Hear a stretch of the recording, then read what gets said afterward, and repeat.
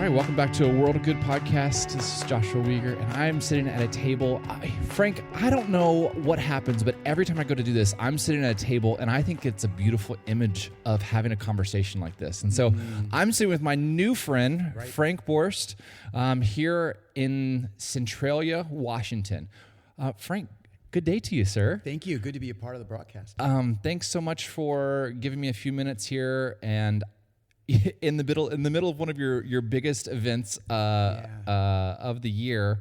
Where are we and why are we here? What's your connection? Great question. So we're here in Centralia at Centralia Community Church in Washington State, where we are hosting our annual P&A Connect conference. Okay. Where we've got over 40 congregations all across Washington State, northern Idaho, and northeastern Oregon, and over 100 pastors that we have the responsibility in supporting. And so we're all gathered here in Centralia for our annual conference. All right, so what's your role with P&A, with the Pacific Northwest Association? Yeah, perfect. So I serve as the executive director. I'm celebrating my 2-year anniversary. Hey, congratulations. Thank you very much. And it's been great. I am not from the Church of God tribe, so this is all new to me. But I will tell you, before joining, I did a whole bunch of research, and I'm really glad not only to be part of the movement, but I really like what the movement stands for. So Beautiful, good to be here. beautiful. Well, welcome, and thanks for being such a warm welcome to me and our office. We really appreciate everything we've been hearing and the great connection with the good folks in the Pacific Northwest. So thanks so much for the opportunity to be here. Frank, as we talked at lunch the other day, and oh my gosh, I wish I could share exactly where we were sitting. I know, right? It was a great on day. the river, on the Columbia River, watching planes come into PDX. We're sitting there, a gorgeous place with a very missional focus, a restaurant with a very missional focus. So I wish I could share that, but I get to share the joy of that conversation. Was hearing part of how your history and your story, where you came from, really affects who you are in this leadership role here at with the P&A conference. And so, where do you come from, Frank? Tell me about your family. Yeah, well, I won't bore you with all the details, except to say that I am the oldest of 4 sons, and I am also, we are German immigrants. My parents were German immigrants, so we're first-generation Americans. Wow. And my folks they came over after World War II, met in English class, and got married, and then 2 years later had me, and I'm the oldest of 4 sons. And so I learned German before I learned English. Jawohl, wir können ein bisschen Deutsch sprechen. Richtig. So, so learn German food. I mean, when I was a kid, I sang in a German choir, went to German school on the weekend. So it was a deal. And my parents were really good about taking us back to Germany to see family and friends.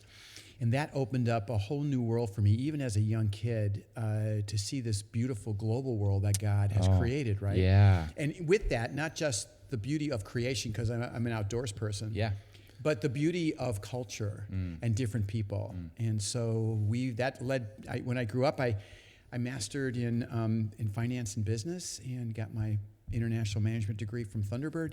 And that set me on a course to go overseas. Not just with missions work, but also professionally for the first half of my career. I was, I did business in over 40 different countries around the world. Oh my gosh. Yeah, worked in technology, transitioned into healthcare and financial services. And So even right there, your experience as being a third culture kid, someone who has this history of German as part of his family, but also American, and you're some mix of that third culture, set you up to experience global business. Right. That's beautiful. That's beautiful. So what else? How else did you? Yeah. Well, and something I didn't share with you at lunch the other day was, God kind of had this calling on me. I remember one of our elders when I was like 12 years old, he pulled me aside and said, "Frank, you're going to be a pastor one day."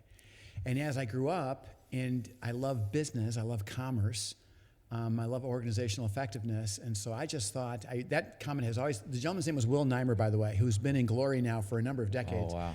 But that his words have always resonated with me, and I always thought for the first half of my career that I'm just going to be a minister in the marketplace. Yeah. And so using those opportunities, I remember in my 20s and 30s, smuggling Bibles into the Middle East as part of my luggage when I was going over there in business. Yeah, we started a Christian school in Singapore when we were living there, and worshiped with churches in London when we were living there. So it's always been a part. I've always, how can I impact the kingdom through my corporate work? And then in 2000, the call came, and sure enough, I actually joined a Christian credit union. ECCU was the name at the time. It's now called Adelphi, one of the largest faith-based credit unions in the country, and had a chance to actually do the work of my hands in the kingdom full time. Wow. Yeah. Wow. You said a lot of things there that I want to ask you questions about, but I'm trying to figure out exactly which questions I want to ask. You said you specifically lived in Singapore and in London. Yeah.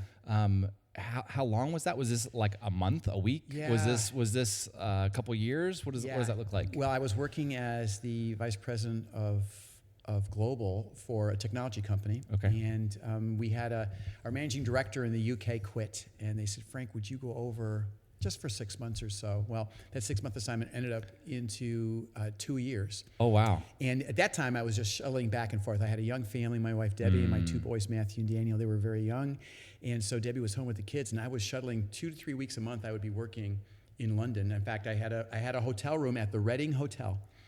I'll never forget it. And they just kept that room for me. Wow. And shuttling back and forth from London to California? Yeah, was that where you were? Yeah, exactly right. Los Angeles. Yep, exactly right. My goodness, what a commute. Yeah, well, we literally racked up a lot of miles. I'm lifetime platinum. Hey, American. all right. So for those of you who are flying American, you know what that means. But it was an interesting time, and we changed that business into a European business as opposed to just a UK business. Hired somebody, came back after 2 years, and that's when we were opening up our Asian headquarters in Singapore. Had a guy lined up for that as well. And literally a month before he was supposed to go over there was a family crisis, and that required him to remove himself from that role. Wow. So I went home to my wife, Debbie, and said, babe, you're not going to believe this. And I was in Singapore when I heard the final news, and so I was literally in a church in Singapore praying. Oh, my goodness. Over what God wanted us to have to do next. And we were going to Singapore. And as that was around Thanksgiving. And then this was Thanksgiving 93. And then January 1st, 94, we packed up the kids, jumped on an airplane, and we were moving to Singapore. Wow. And the deal that I made, but this time I was smart, because the deal that I made was I was going to be, it'll be just for 6 months, but I'm taking Debbie and the boys. And 3 years later, another one of those, right? Another one of those. But you know what, Joshua? The beauty of that was my boys growing up in Singapore had no idea what discrimination and racism was like. Oh. They grew up with Chinese kids. There were kids there from Europe. There were kids there from Africa. Because at that time, Singapore was kind of a hub, a Southeast Asian hub. Yeah. And so you had all kinds of cultures and disciplines, and it was really an amazing experience. It gave me a glimpse of what heaven's going to look like. Yeah. Oh, I love that. Yeah. I love that so much. Yeah. And small glimpses into what it looks like to live in another culture. Small glimpses into being a minority. Yeah.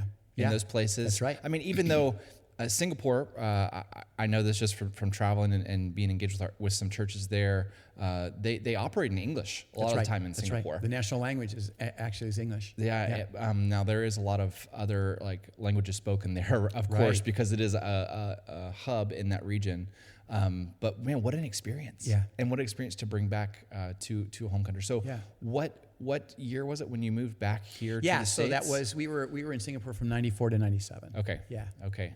And 97, gosh, we've had a global pandemic since then. I know, right? A lot of stuff has happened. A lot of stuff has happened since 97.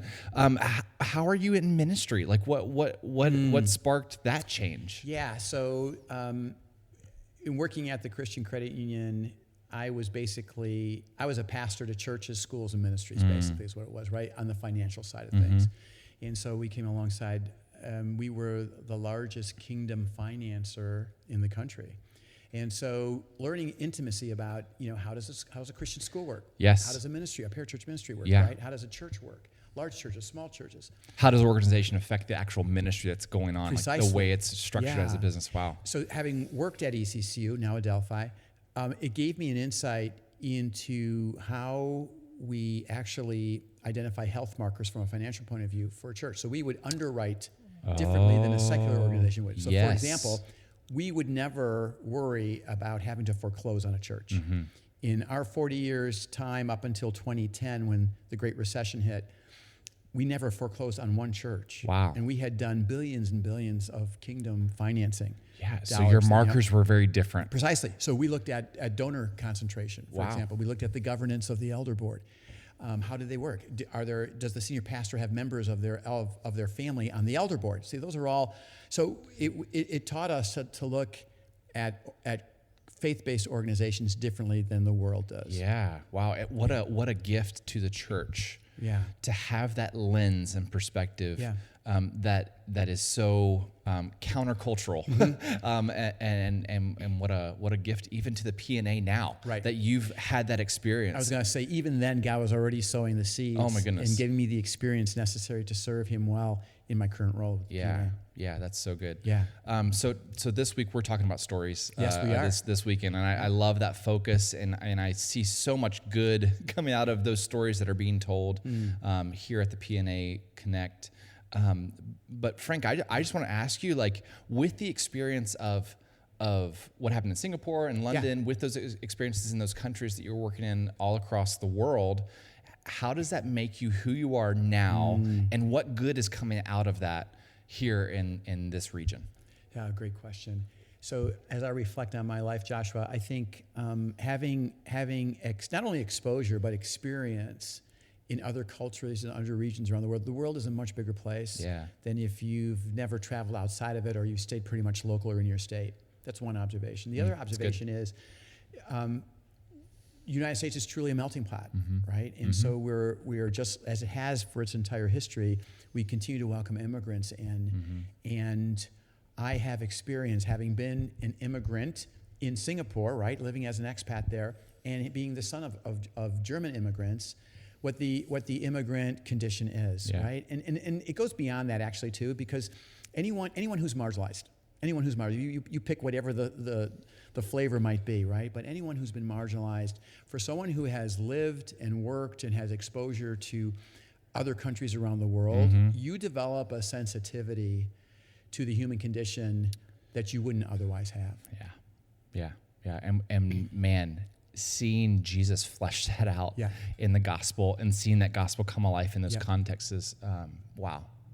Thank you. Thank you so much for sharing your story. My pleasure. For telling us a little bit about the good that God's doing in your context here. Thank you. And for saying yes over and over again to where the Spirit leads you. Thanks for being a part of the Church of God. Yes. Thanks good to be here. for so much. This has been really rich, and I know that it'll bless our listeners. Thank you, Joshua. Thanks for listening to A World of Good. A World of Good is a podcast production of Global Strategy and Church of God Ministries. Our theme song is Colorado by Leo Flores. If you want to join the conversation, visit us at Twitter at A World of Good Pod, on Instagram, A World of Good Podcast, or visit our website, chogglobal.org/A World of Good. And join us next time as we share more stories of good from around the world.